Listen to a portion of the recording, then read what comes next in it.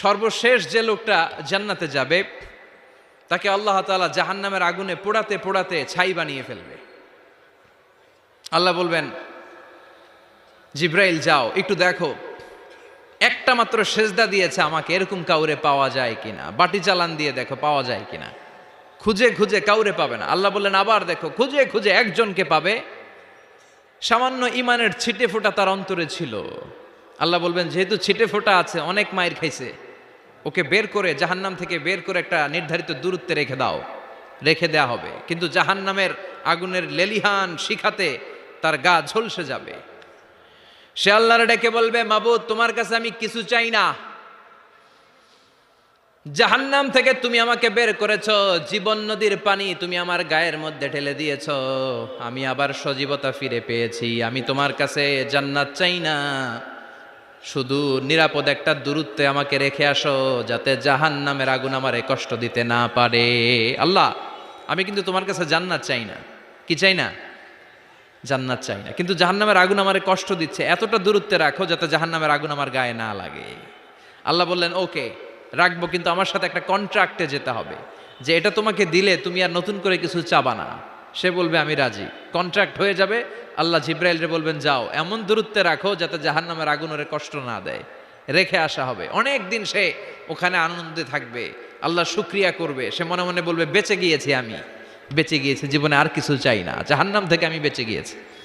অনেকদিন থাকার পরে মনে মনে ভাববে বাইসা তো গেছি, কিন্তু নতুন করে একটু ট্রাই করে দেখি, জাহান্নামের সৌন্দর্যের দৃশ্য একটু চোখ দিয়ে অবলোকন করা যায় কিনা। সে আল্লাহরে ডেকে বলবে, আল্লাহ এন্দি সুয়াল, আমার একটা ফরিয়াদ আছে। কি ফরিয়াদ? আল্লাহ আগেই বলে রাখি আমি কিন্তু জান্নাতে যেতে চাই না। আল্লাহ বলবেন কি চাও? সে বলবে আল্লাহ তোমার জান্নাতটা তুমি কত সুন্দর করে বানিয়েছো, আমি একটা নজর শুধু দেখতে চাই। জান্নাতের দরজার সামনে নিয়ে যদি আমারে বসিয়ে রাখো, দ্যাটস ইনাফ, আর কিছু চাই না, শুধু জান্নাতের দরজার সামনে। আল্লাহ বললেন তুই না ওয়াদা করেছিস, তুই না চুক্তি করেছিস। সে বলবে আল্লাহ আমারে হতভাগা বানাইয়া তোমার কি লাভ? সুবহানাল্লাহ পড়েন। আমারে তুমি হতভাগা বানিও না। আল্লাহ বলে ঠিক আছে, আবার সিগনেচার কর যে জান্নাতের দরজার সামনে বসিয়ে দিলে আর কিছু চাবি না। সে সিগনেচার করে বলে আমি চাবো না। আল্লাহ বললেন জিব্রাইল বেচারারে ধরে জান্নাতের গেটের সামনে বসায় দে। এবার জান্নাতের গেটের সামনে বসে বসে জান্নাতের সৌন্দর্য দেখা শুরু করবে। সুবহানাল্লাহ। এমন সৌন্দর্য যেটা চোখ দিয়ে কেউ দেখে নাই, কান দিয়ে শোনে নাই, ওই সৌন্দর্য চোখে দেখে, কান দিয়ে আওয়াজ শোনে, মাগার ভোগ করতে পারে না। অন্তরে জ্বালা আছে না নাই? এয়ার কন্ডিশনের রুমে ঢুকতে না পারলেও, এয়ার কন্ডিশনের রুমের দরজার বাইরে দাঁড়ালো, এয়ার কন্ডিশনের রুমের একটা ঠান্ডা বাতাস গায়ে লাগে না? কথা বলেন তো। ও যখন জান্নাতের দরজার সামনে দাঁড়াবে, ওর গায়েও এরকম জান্নাতের ঠান্ডা বাতাসের হিমেল ছোঁয়া গাটাকে শীতল করে দিবে। ওই শীতল হয়ে যাওয়ার পরে আর তো সহ্য হবে না, আবার আল্লাহরে ডাকবে, মনে মনে ভাববে আর একটু ট্রাই করি না, দোষ কি, আস্তে আস্তে অনেক দূর তো আগাইছি। সুবহানাল্লাহ কইবেন না?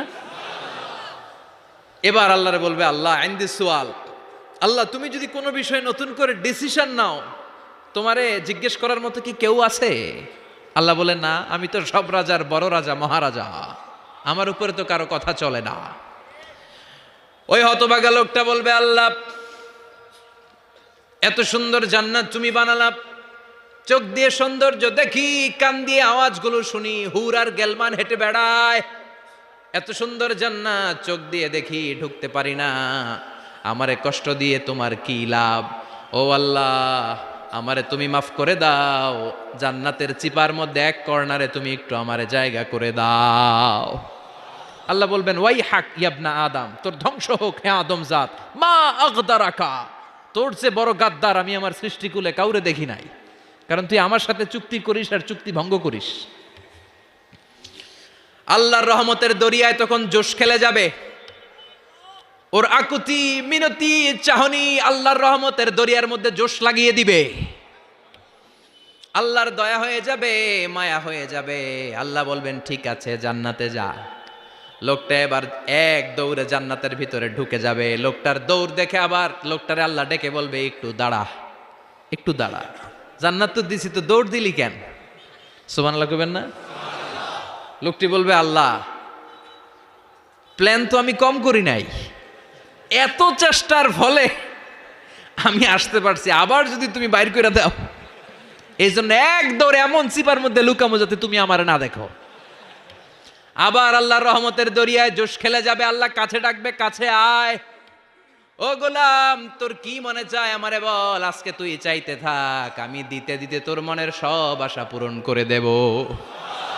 লোকটা খুশি হয়ে বলবে, আল্লাহ আমারে এটা দাও, বাড়ি দাও, গাড়ি দাও, নারী দাও, এটা দাও, ওটা দাও, একের পর এক চাইতে থাকবে, আল্লাহ সব তারে দিতে থাকবে। চাইতে চাইতে লোকটার সব চাওয়া যখন শেষ, সে বলবে, আল্লাহ আর আমার চাওয়ার কিছু নাই। আল্লাহ বলেন, নো, এত তাড়াতাড়ি যে তুমি খেলা শেষ করতে পারবা না মনু, আমার সাথে তোমার এই খেলা আরো লম্বা সময় চলতে হবে, তোমার অনেক কিছু চাইতে হবে। তুই আজকে চাইতে চাইতে তোর সব চাও আমার কাছে বলবি, আর আমি দিতে দিতে তোর জীবন ধন্য করে দেব।